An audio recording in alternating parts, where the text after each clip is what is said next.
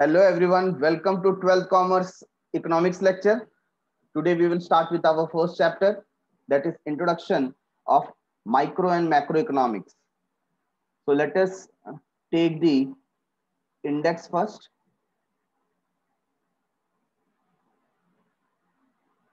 On page number 9.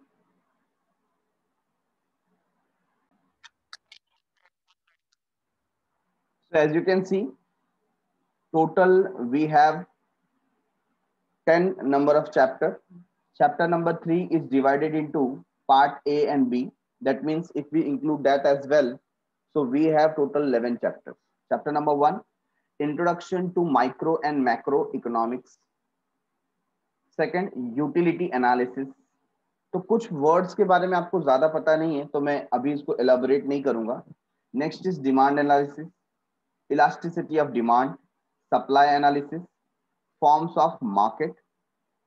तो आप देखेंगे up to chapter number 4, this particular whole textbook is divided between micro and macro. तो chapter number 4 तक आपको micro economics के बारे में बताया जाएगा और 5 से जब हम आगे जाते हैं, say about number 7 national income, number 8 public finance, number 9 money market capital market and number 10 foreign trade off India. तो ये 7, 8, 9, 10 ये स्पेसिफिकली मैक्रो इकोनॉमिक्स के भी पार्ट. ठीक है. इंडेक्स नंबर ये थोड़ा सा मैथमेटिक्स से रिलेटेड हमें लर्न करना होगा. तो आ जाते हैं हमारे फर्स्ट चैप्टर पे, introduction to micro economics and macro economics.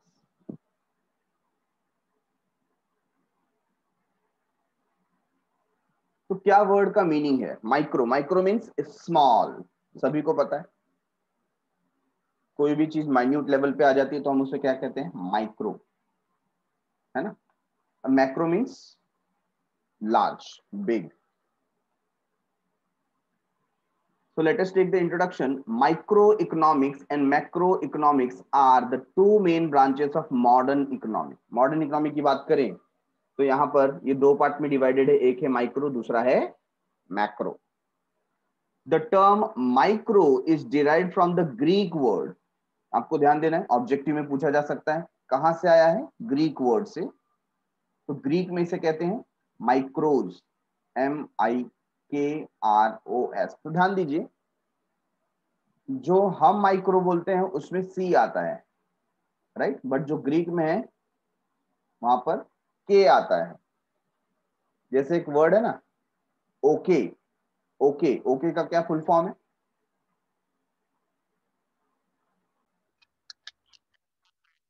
तो ओके का फुल फॉर्म है ऑल करेक्ट. क्या है? All correct. सर लेकिन ऑल करेक्ट है तो ये ऑल करेक्ट ऐसा होना चाहिए था ना. Why it is okay? क्योंकि ये भी ग्रीक वर्ड से आया है और ग्रीक में ऑल करेक्ट ऐसा बोला जाता है. ठीक है ना. Hence it is O.K. Okay. So okay का फुल फॉर्म क्या है? All correct in Greek. और फिर इंग्लिश में वो कन्वर्ट हो गया like this, but still it is known as okay as abbreviation. ठीक है. तो यहां पर भी आप देखेंगे इंस्टेड ऑफ सी ग्रीक में क्या यूज हो रहा है? वर्ड के, है ना. के यहां पर यूज हो रहा है. तो माइक्रो और माइक्रोज ग्रीक में हम उसे बोलते थे.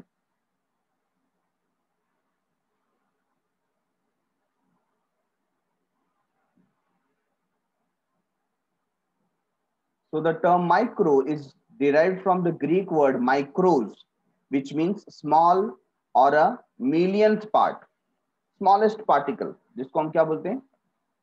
माइक्रो. ठीक है.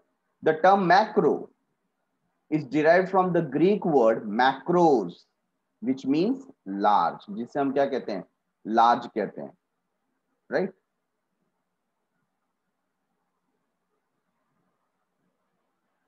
These terms were coined by Norwegian economist Norway के जो इकोनॉमिस्ट थे रेगनार फ्रिश ऑफ ऑस्लो यूनिवर्सिटी इन 1933। तो ये जो पर्टिकुलर वर्ड है वो इन्होंने दिया था, इकोनॉमिस्ट जो नॉर्वे साइड के हैं, रेगनार फ्रिश 1933 में। देखिए इनका फोटो भी यहां पर दिया हुआ है। मेन ब्रांचेस ऑफ इकोनॉमी, तो इनके बारे में अगर आप रीड करते हैं, रेगनार, एंटोन, किटिल, फ्रिश 1895 टू 1973, ये इनका लाइफ स्पैन है। और नॉर्वेजियन इकोनोमेट्रिशियन, अभी देखो इकोनॉमिक्स के अंदर बहुत बार क्या आ जाता है, थोड़ा बहुत स्टैटिस्टिकल भी इन्वॉल्व हो जाता है। And economist was a joint winner with Jan Tinbergen of the first Nobel Prize for Economics in 1969. इन्हें नोबेल प्राइज भी मिला था। He was a pioneer of econometrics, the application of mathematical models and statistical techniques to economic data and theories. He coined many economic terms. In an article of Business Cycle, Frisch was likely the first person to have referred to study of individual firm and producer as microeconomics. Moreover, he referred to the study of the aggregate economy as macroeconomics. तो इनके द्वारा ये term coin किया गया कि जब ये read करेंगे रिगार्डिंग इंडिविजुअल फर्म या प्रोड्यूसर, किसी प्रोड्यूसर के बारे में अगर स्टडी करते हैं तो उसे माइक्रो इकोनॉमिक्स में डील करेंगे। और जब वो स्टडी करेंगे एग्रीगेट इकोनॉमी, मतलब ओवरऑल इकोनॉमी के बारे में जब वो एग्रीगेटली स्टडी करते हैं तो उसे वो रेफर करते हैं एज अ मैक्रो इकोनॉमिक्स। और यही पर्टिकुलर डेफिनेशन है माइक्रो और मैक्रो इकोनॉमिक्स का। ठीक है, you should know historical review of micro economics. Micro economics analysis was developed first, it is a traditional approach. तो माइक्रो इकोनॉमिक्स क्या है? ट्रेडिशनल अप्रोच है।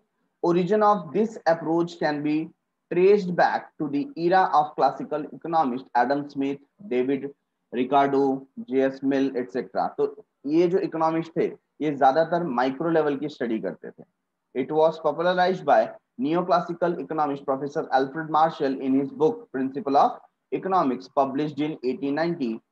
Other economists like Professor Pigou, J.R. Hicks, Professor Samuelson, Mrs. John Robinson, etc., have also contributed to the development of the microeconomics.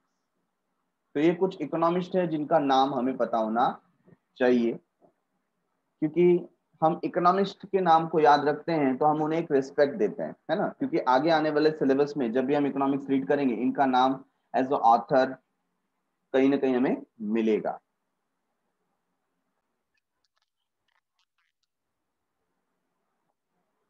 Historical review of macro economics, तो हमने देखा बहुत सारे जो old economist हैं या neo classical economist हैं उन्होंने माइक्रो इकोनॉमिक्स के ऊपर ज्यादा बात किया। ठीक है, macro economics did exist in the past before the evolution of micro economics.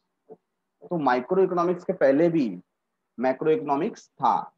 In the 16th and 17th century, followers of mercantilists, a group of English merchants, advocated policies to the government which were based on macro approaches. तो जब government policies बनती थी तो ये उन्हें advocate करते थे। तो ये जो पॉलिसीज का सपोर्टिव सिस्टम था वो मैक्रो इकोनॉमिक्स के ऊपर बेस्ड था। इन द 18th century,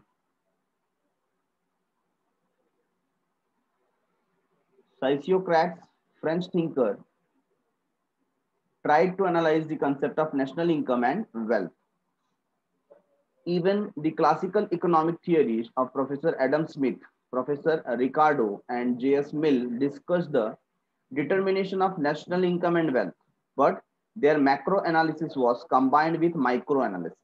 तो कई बार देखा गया कि मैक्रो और माइक्रो दोनों मिक्स थियरी के रूप में सामने आया। Thus, microanalysis ruled the world of economics till the Great Depression of 1930। अब ये बहुत इंपॉर्टेंट है, इसके बारे में कभी आपको जानकारी लेनी चाहिए। क्या बताया गया? Great Depression of 1930s। After the Great Depression, Lord John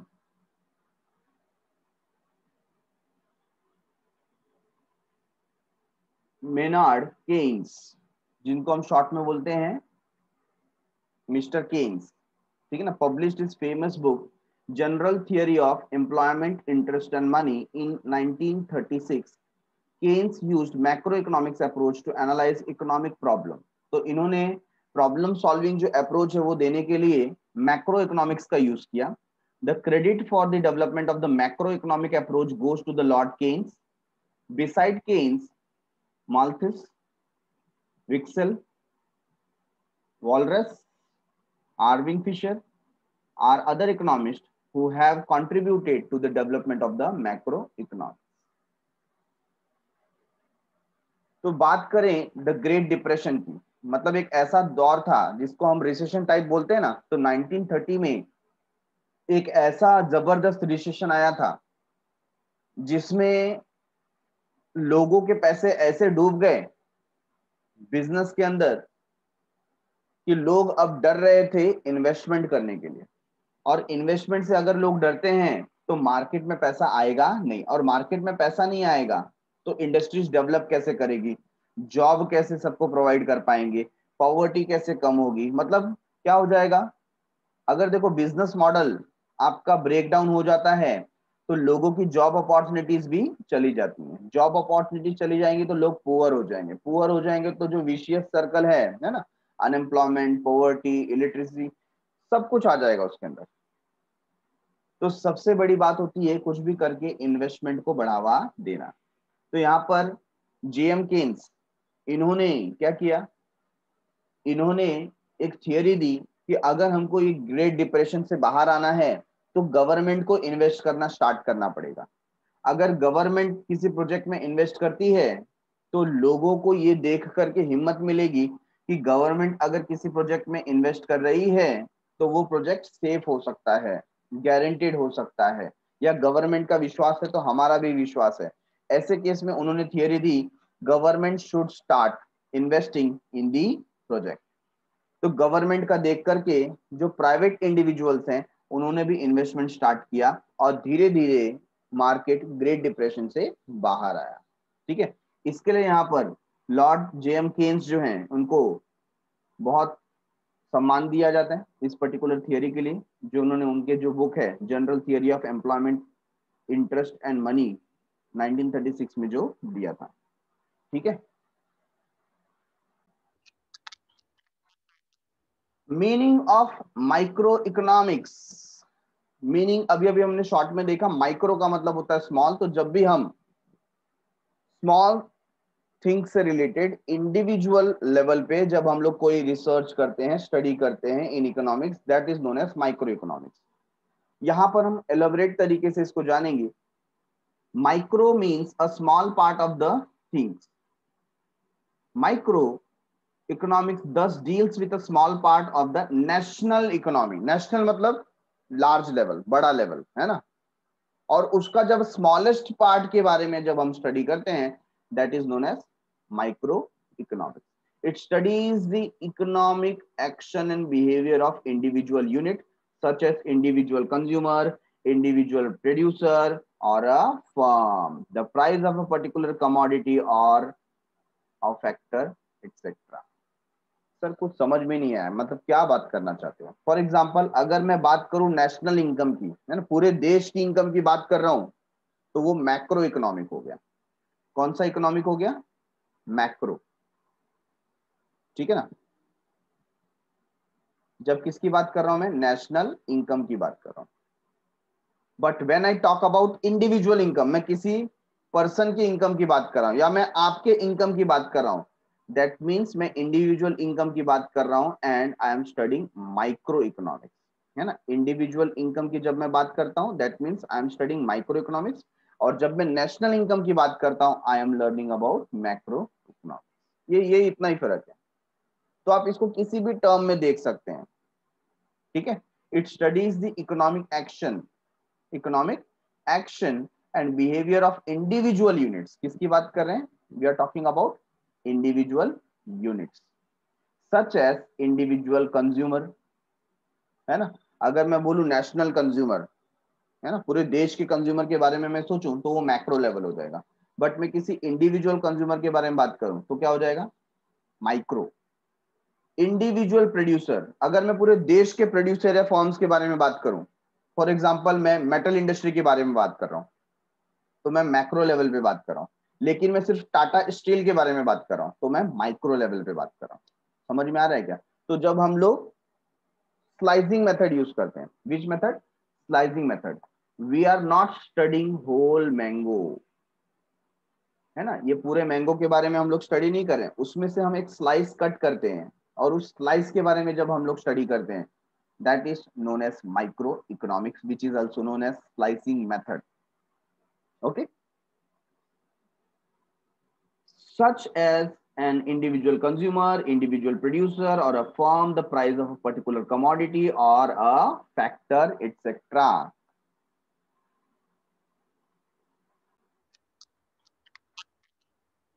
definitions of micro economics. अभी डेफिनेशन देखना जरूरी है, बहुत सारे इकोनॉमिस्ट इसको ऐसे फॉर्म में लिखते हैं जिसको रीड करके हमको एग्जैक्टली पता चलता है कि माइक्रो इकोनॉमिक्स किसको कहा जाए, उसके फीचर्स क्या हो सकते हैं। तो सबसे पहला मॉरिक डॉब, इन्होंने डिफाइन किया है micro economics is in fact microscopic study of the economy. Economy का जो माइक्रोस्कोपिक स्टडी होता है, जैसे होता है ना आपका ब्लड रिपोर्ट निकालना है तो पूरे बॉडी का ब्लड निकालने की जरूरत नहीं है, ओनली फ्यू ड्रॉप्स, है ना, मे बी अबाउट 20-25 मिलीलीटर, है ना, स्मॉल। जैसे आप पैथोलॉजी में जाते हैं ब्लड टेस्ट कराने के लिए तो पैथोलॉजी वाला बोलेगा चलिए आपका पूरा ब्लड दे दीजिए, हम चेक करके आपको दूसरे दिन दे देंगे।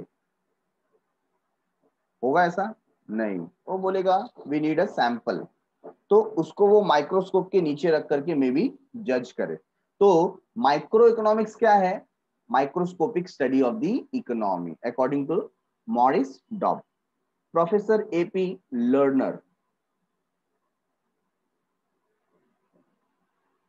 microeconomics consists of looking at the economy through a microscope as it were to see how the millions of cells in the body of economy, the individual or household as consumers and individuals or firms as producers play their part in the working of the whole economic organism।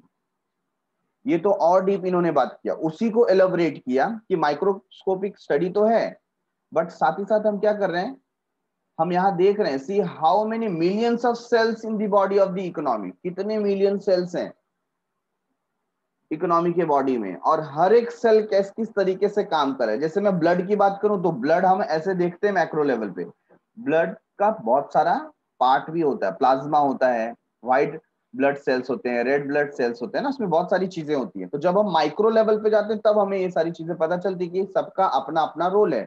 Red blood cell का अलग role है ना, haemoglobin का, और white blood cell का अलग role है, plasma का अलग रोल है, like this. The following chart gives an idea of the scope of microeconomics। तो यहाँ पर स्कोप अगर हम देखें माइक्रो इकोनॉमिक्स का तो इसको 3 पार्ट में डिवाइड किया गया। पहला है theory of product pricing, second is theory of factor pricing and third one is theory of economic welfare. इसके बारे में आगे हम देखेंगे कि किस थियरी के बारे में ये बात कर रहे हैं। तो जब हम बात करते हैं theory of product pricing, we are talking about demand and supply. जब हम बात करते हैं theory of factor pricing, we are talking about rent, wages, interest, profit. और जब हम बात करते हैं theory of economic welfare, we are talking about efficiency in production, efficiency in consumption and overall economic efficiency के बारे में। ठीक है,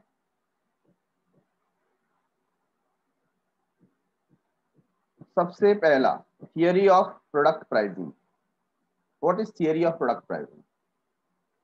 कोई भी प्रोडक्ट का प्राइस, कोई भी प्रोडक्ट का प्राइस आप कैसे डिसाइड करते हैं? What are the decision making factors behind fixing price of the product? So the price of an individual commodity is determined by the market forces. किसकी बात कर रहे हैं? We are talking about market forces of demand and supply. Obviously ना, आप भी market में जब जाते हैं और किसी ने आपको कोई प्राइस बता दिया, for example you went to buy a T shirt, आप टी शर्ट परचेस करने गए और आपने देखा टी शर्ट का मटेरियल अच्छा है, सब कुछ है, आपने सेलर को पूछा कि कितने का है ये टी शर्ट, उसने बोला टी शर्ट 800 रुपीज का है। तो आपको अगर फील होगा कि क्या इसके लिए 800 रुपीज परफेक्ट है, आप कुछ अपॉर्चुनिटीज मार्केट में देखेंगे कि क्या ऐसा टी शर्ट और कहीं कम दाम में अवेलेबल है, आप उसका मटेरियल चेक करेंगे, क्या ये मेरे लिए इतना यूजफुल है कि मैं इसे इसके लिए 800 रुपीज पे करूं। ठीक है, तो क्या हो जाएगा, आप एक जजमेंट पे पहुंचोगे कि मुझको इसके लिए कितना पे करना चाहिए। May be you start bargaining, नहीं नहीं 800 नहीं, I can pay you 500 rupees. Seller भी फिर सोचेगा कि क्या ये कस्टमर मुझे 500 से ऊपर दे सकता है। दूसरी बात, क्या ये प्रोडक्ट मेरे जैसा और कहीं पर अवेलेबल है तो ये कस्टमर कहीं और चला जाए, क्या इसका 800 रुपीज का वर्थ है ना। तो सेलर के भी माइंड में ऐसा आएगा कि मुझको कितना उसको कम करना चाहिए। मे बी दोनों का जहां पर डिमांड और सप्लाई क्या होगा, क्लैश होगा, वहां पर एक प्राइस डिसाइड होगा। ठीक है ना, तो इंस्टेड ऑफ 800 हो सकता है वो 650 या 700 रुपीज पे मान जाए। नहीं तो कस्टमर क्या होता है, उसको लगता है कि सेटिस्फेक्शन नहीं मिलेगा तो बोलेगा नहीं नहीं रहने दो, अगर आप 700 में देते हो तो ठीक है, नहीं तो मैं जाता हूँ। सेलर भी बोलेगा कि ठीक है 700 rupees is okay for me, है कि नहीं? तो ऐसे केस में क्या था, सप्लायर ने 800 बोला, बायर ने 500 बोला, बट दोनों जहां पर क्लैश हुए कहीं ना कहीं एक प्राइस डिसाइड हुआ और सेलर ने अपना प्रोडक्ट सेल कर दिया। तो ये जो प्राइस फिक्सिंग थियरी है, प्रोडक्ट प्राइसिंग, उसे हम बोलते हैं थियरी ऑफ प्रोडक्ट प्राइसिंग, जो किसके थ्रू होता है, डिमांड एंड सप्लाई के, जिसको हम बोलते हैं market forces. Micro economics is concern with demand analysis, that is individual consumer behaviour. तो जब हम माइक्रो इकोनॉमिक्स की बात करते हैं ना, तो हम इंडिविजुअल कंज्यूमर बिहेवियर की बात करते हैं कि एक व्यक्ति प्राइस के चेंज होने के ऊपर कैसा बिहेव करेगा, उसका डिमांड फैक्टर कैसा होगा। And when we talk about supply analysis, individual producer का बिहेवियर या सेलर का बिहेवियर कैसा है, उसके ऊपर स्टडी की जाती है। So this is known as theory of product pricing.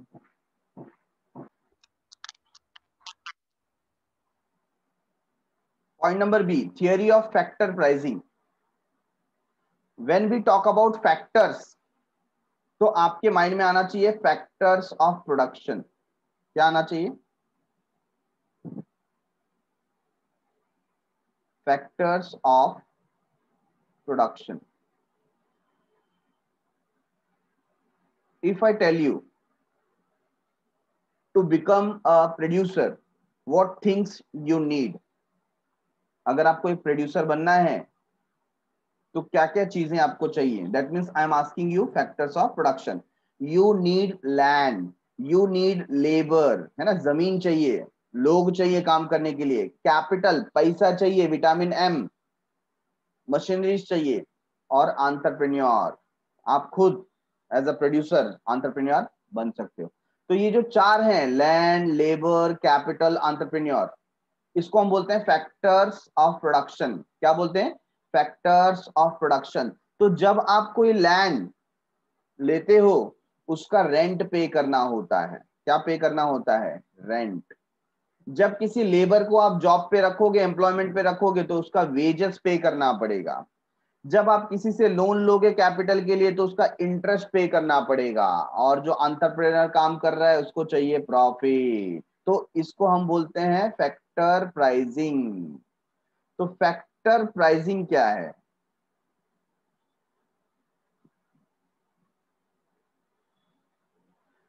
Factor of production का प्राइसिंग, है ना। फैक्टर ऑफ प्रोडक्शन क्या क्या थे, लैंड, तो लैंड को क्या चाहिए, रेंट। लेबर, लेबर को क्या चाहिए, wages. Then we need capital. Capital को क्या चाहिए? इंटरेस्ट. और लास्ट में entrepreneur.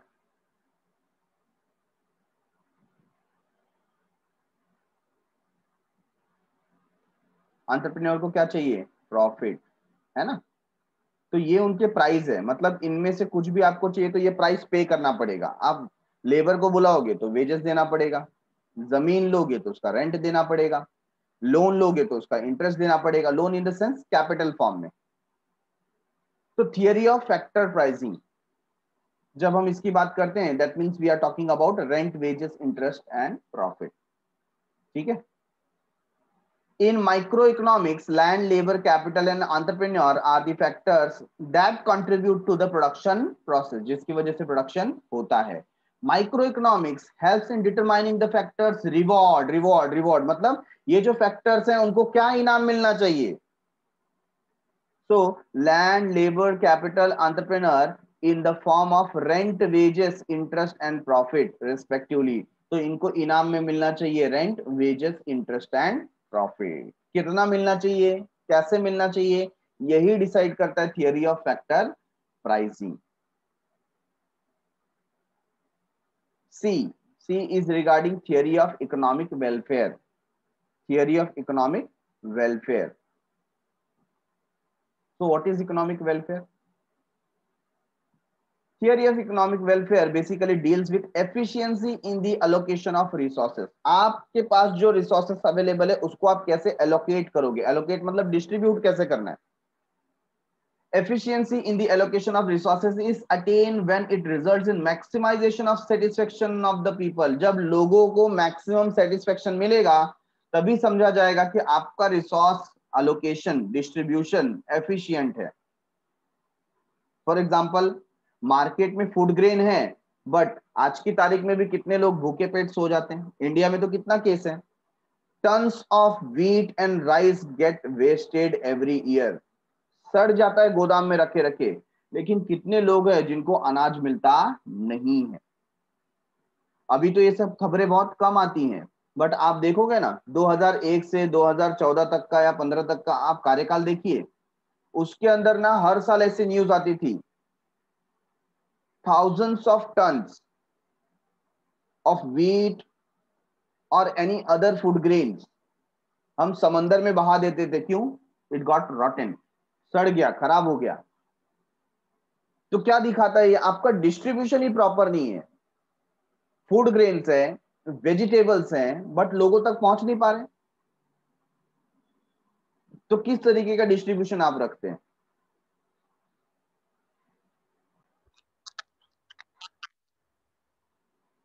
Theory of welfare basically deals with efficiency in allocation of resources.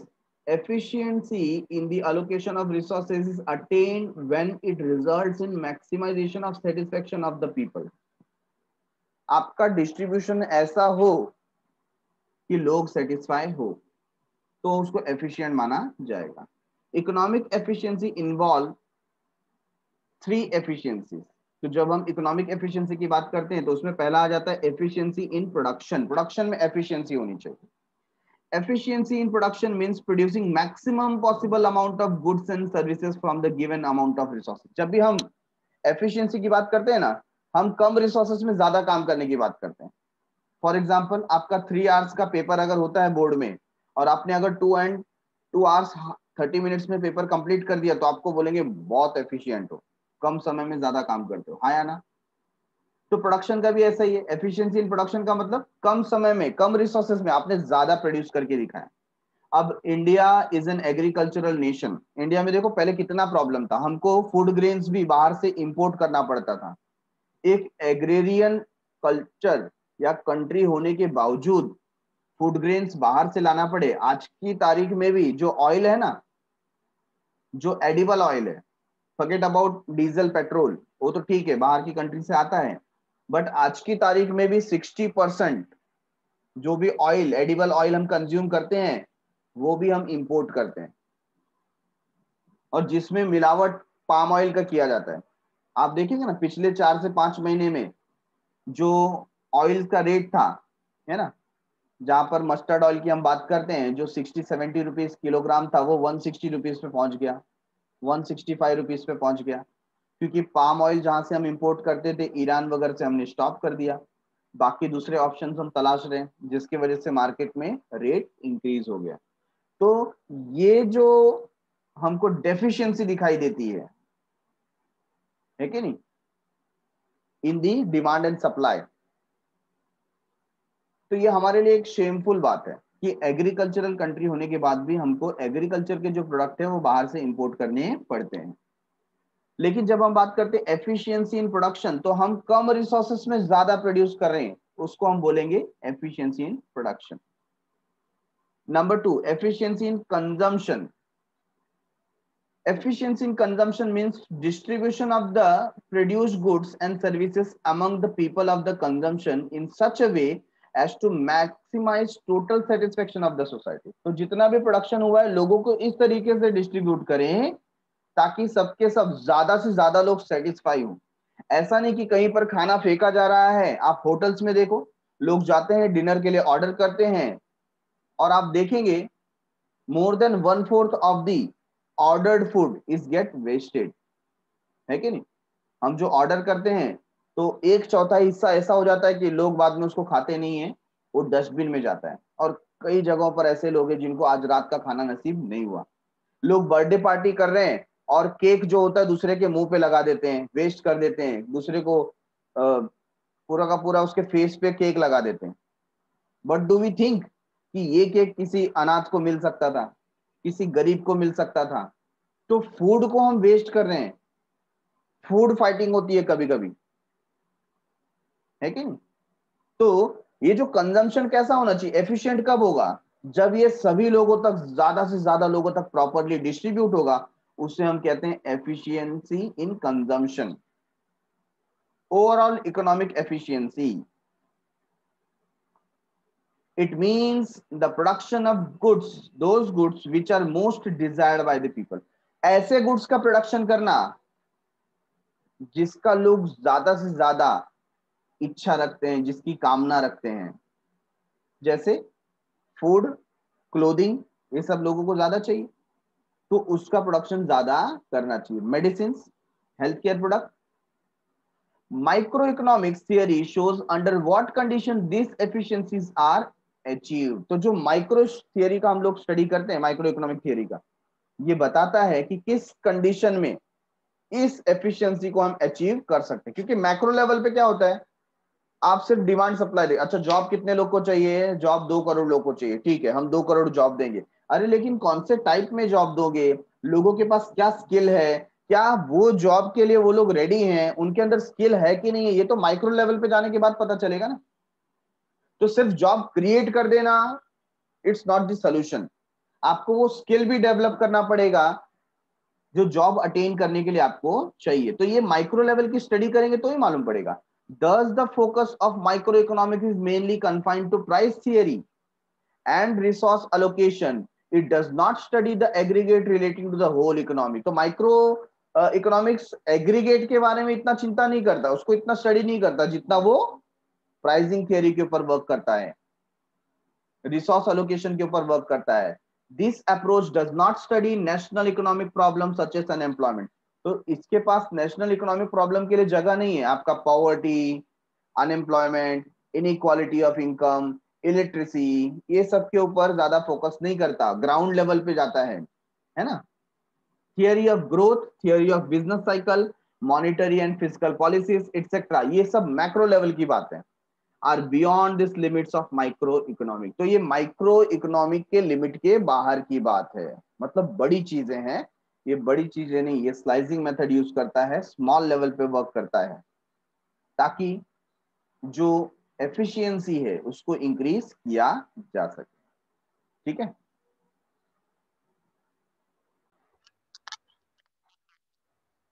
Features of micro economics. Now what are the features? First one is study of individual unit. जैसा कि हमने definition में देखा था कि ये लार्ज एरिया को compete नहीं करता। What does it mean? ये इसके लिमिट के बाहर है। मैक्रो लेवल इसके लिमिट के बाहर है, तो ये इंडिविजुअल यूनिट को स्टडी करता है।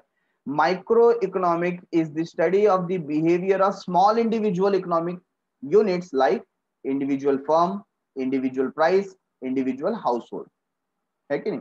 अगर प्राइस की बात करेंगे तो वो नेशनल प्राइस की बात नहीं करेंगे, किसी एक इंडिविजुअल प्रोडक्ट की बात करेंगे कि उसका प्राइसिंग कैसे फिक्स करना है, ठीक है ना। पूरे इंडस्ट्री की बात नहीं करेंगे, उसमें से किसी एक फर्म की बात करेंगे। ऑल ओवर हाउस होल्ड की बात नहीं करेंगे, किसी एक इंडिविजुअल हाउस होल्ड की बात करेंगे। तो स्टडी ऑफ इंडिविजुअल यूनिट ये उसका एक फीचर है। Number 2, price theory. अभी अभी हमने देखा, एक तो फैक्टर प्राइसिंग हो गया, दूसरा प्रोडक्ट प्राइसिंग हो गया।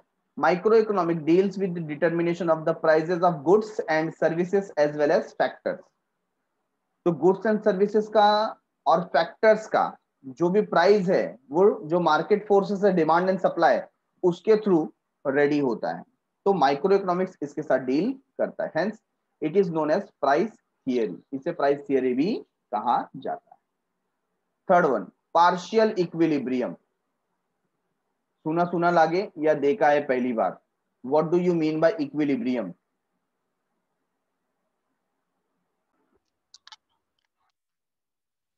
See, what is equilibrium? Equilibrium is different from equalness. Equilibrium का मतलब होता है संतुलन बनाए रखना। कभी आपने देखा होगा ना, एक रस्सी के ऊपर एक कलाकार ऊंची जगह पर रस्सी बांधी हुई है और कलाकार उस पर चलता है और उसके हाथ में क्या होता है? बैम्बू होता है कि नहीं? अब वो क्या होता है, जहां पर उसका संतुलन बिगड़ता है वो बाम्बू का सहारा लेता है और अपने वेट को प्रॉपर इक्वलाइज करने की कोशिश करता है। तो जहां पर हम संतुलन बनाए रखने की बात करते हैं उसको हम इक्विलिब्रियम बोलते हैं। तो उसमें हो सकता है कि कोई पार्ट ज्यादा हो, कोई पार्ट कम हो, but actually we are trying to make balance, ठीक है। Equilibrium is the balance between two factors. Micro economic analysis deals with partial equilibrium, जबकि माइक्रो इकोनॉमिक क्या है? पार्शियल इक्विलिब्रियम कर रहा है, विच analyzes equilibrium position of an individual economic unit, that is individual consumer, individual firm, individual industry, etc. It isolates an individual unit from other forces and studies its equilibrium independently. तो ये क्या करता है? ये उसके होल एरिया से उसको isolate कर देता है ना। अगर पूरा जंगल है तो उसमें से हम कुछ ट्रीज को एज अ सैंपल रीड कर रहे हैं, तो हमने उसको उस सभी से अलग कर दिया और इंडिविजुअली उसके ऊपर फोकस करके स्टडी कर रहे हैं। यही यहाँ पर कहा जा रहा है, it isolates an individual unit from other forces and studies it's equilibrium independently. तो स्वावलंबी तरीके से उसके इक्विलिब्रियम को, उसके बैलेंस को स्टडी किया जाता है based on certain assumption, based on certain assumption। जब हम माइक्रो इकोनॉमिक्स की बात करते हैं तो कहीं ना कहीं थियरी में हमें आगे बढ़ने के लिए कुछ अजम्पशन लेने पड़ते हैं, है ना। अगर आप किसी का साइंटिफिक स्टडी करते हो तो जैसे हमें लैब में जाना पड़ता है ना, तो कुछ चीजों को हमको लैब के अंदर काम करना होता है, वैसे यहाँ पर कुछ चीजों को हमको अंडरस्टैंड करके चलना पड़ता है, समझ के लेना पड़ता है कि ऐसा होगा तो ऐसा होगा, ठीक है ना। So micro economics begins with the fundamental assumption. तो इसमें जब भी हम कोई थियरी को स्टार्ट करते हैं तो पहला वर्ड होता है अदर थिंग्स रिमेनिंग कांस्टेंट। मतलब कोई लॉ कब काम करेगा? जब बाकी सारी चीजें सेम होगी। आपको एक एग्जांपल देता हूं मैं। फॉर एग्जांपल, डिमांड का एक लॉ बताया गया कि जब किसी प्रोडक्ट का प्राइस गिरेगा तो उसका डिमांड बढ़ेगा, और जब किसी प्रोडक्ट का प्राइस बढ़ेगा तो उसका डिमांड गिरेगा। यस और नो? ऑथेंटिक भी लगता है। अगर किसी प्रोडक्ट का प्राइस बढ़ गया तो लोग उसको खरीदना कम कर देंगे, बट ऐसे केस में हमारे माइंड में रहेगा कीपिंग अदर थिंग्स कांस्टेंट, मतलब बाकी सब सेम रहना चाहिए। लेकिन अगर कोरोना काल आ गया तो क्या होगा? लॉकडाउन है, प्रोडक्ट के प्राइस बढ़ रहे हैं, तो भी लोग खरीदे जा रहे हैं। क्यों? क्योंकि सिचुएशन बदल गई है और लॉ अप्लाई हो रहा नहीं है। इसके लिए यहां पर बोला गया keeping other things remaining constant. Other thing बाकी सब कांस्टेंट है तो ये लॉ अप्लाई करेगा, है ना। तो ऐसा कुछ अजम्पशन लेकर के चलना पड़ता है, बराबर है। अभी शुगर का प्राइस, शुगर का प्राइस मार्केट में 40 रुपीज चल रहा है, ठीक है, और वो बढ़ के 42 रुपीज हो गया। मुझे बताइए आप उसको ज्यादा परचेस करेंगे या कम परचेस करेंगे?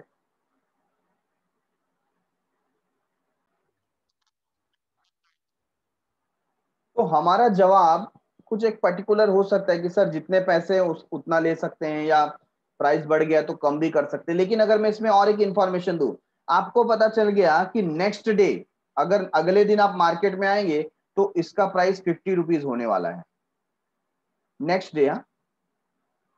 आज 42 है, कल 50 होने वाला है। What you will do?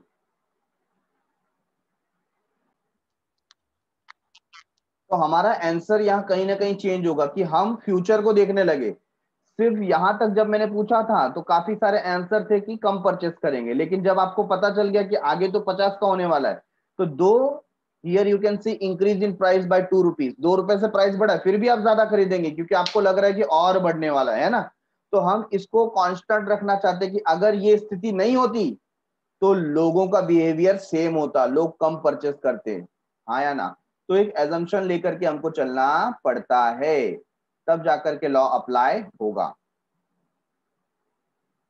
such as perfect competition, laissez-faire policy, pure capitalism, full employment, etc. तो ऐसे बहुत सारे assumption है ना। जैसे मार्केट में परफेक्ट कंपटीशन है। परफेक्ट कंपटीशन का मतलब हर एक कस्टमर को प्रोडक्ट का अच्छा नॉलेज है और हर एक सेलर राइट प्राइस पे या सेम प्राइस पे प्रोडक्ट को सेल कर रहा है, ऐसा हम माइंड में लेकर के चलते हैं।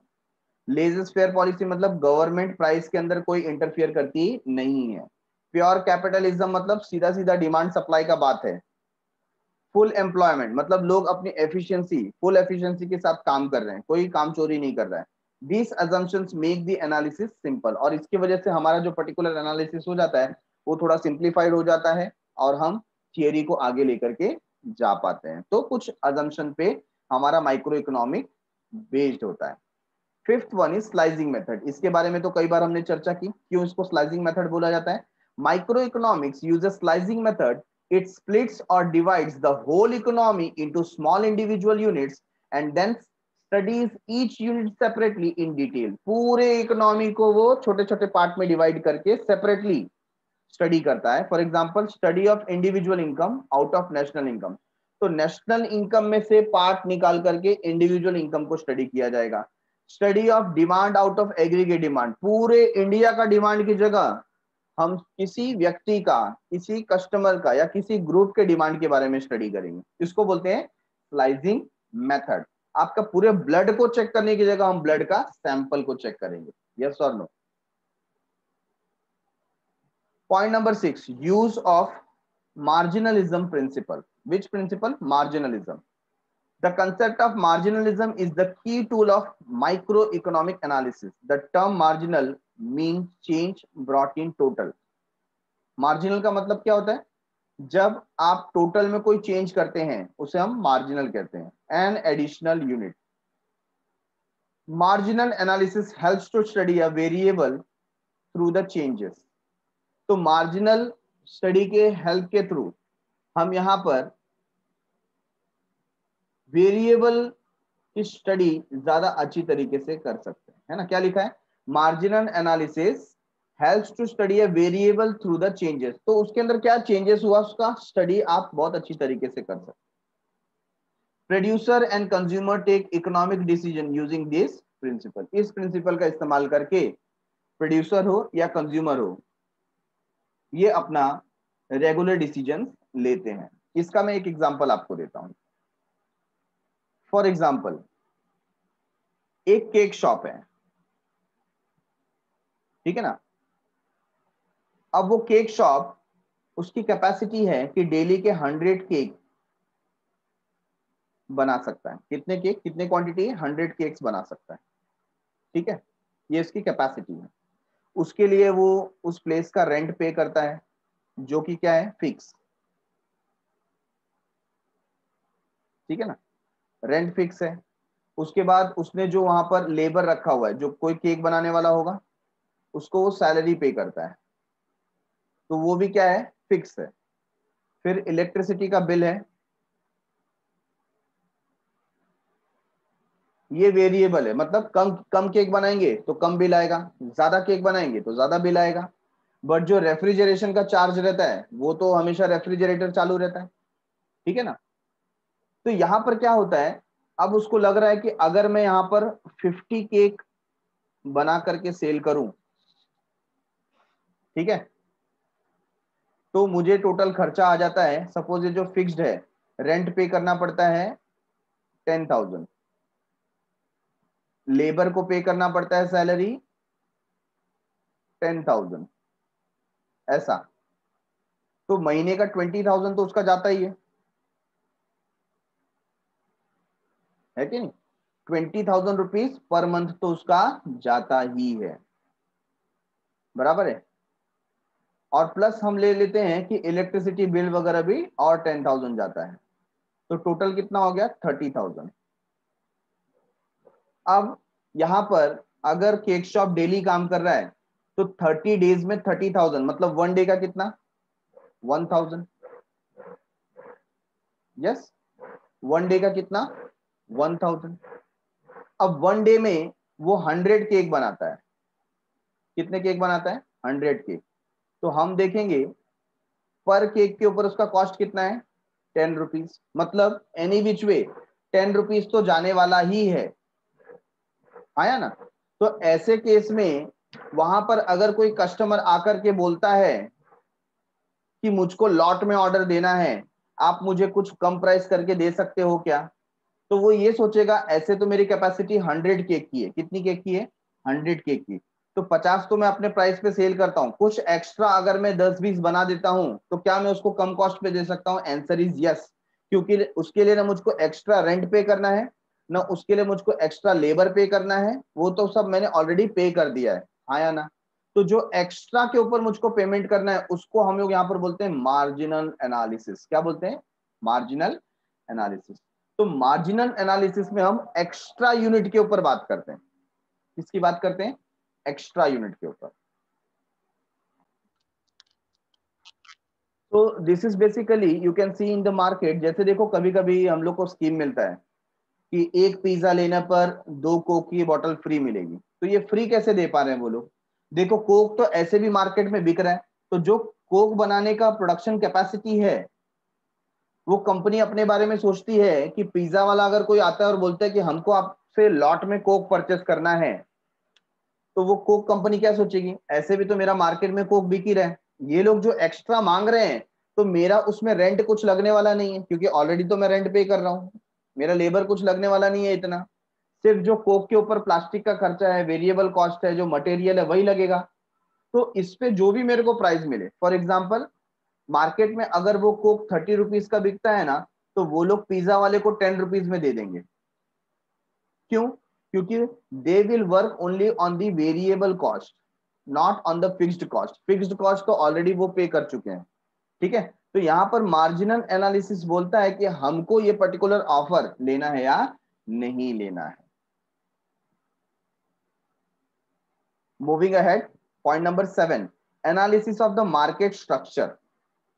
Analysis of the market structure, micro economics analysis, different market structure. तो मार्केट के जो डिफरेंट डिफरेंट स्ट्रक्चर्स है, जैसे परफेक्ट कंपटीशन है, मोनोपोली है, मोनोपोलिस्टिक है, ठीक है ना, और ओलिगोपोली है। क्या क्या होता है, ये मार्केट के टाइप होते हैं। जैसे मैंने बताया परफेक्ट कंपटीशन क्या है, हर एक कस्टमर अवेयर है कि उसका जो प्रोडक्ट है वो बाकी जगह पर भी सेम प्राइस में मिल रहा है, और सेलर भी उस तरीके से अवेयर है कि कोई कस्टमर किसी को चीट नहीं कर सकता, कोई सेलर किसी को चीट नहीं कर सकता। मोनोपोली का मतलब क्या होता है, ऐसा मार्केट जहां पर प्रोडक्ट एक ही सेलर बनाता है, आपको उसका सब्स्टिट्यूट नहीं मिलेगा, मतलब उसी से खरीदना पड़ेगा, आप कहीं और जाके खरीद नहीं सकते।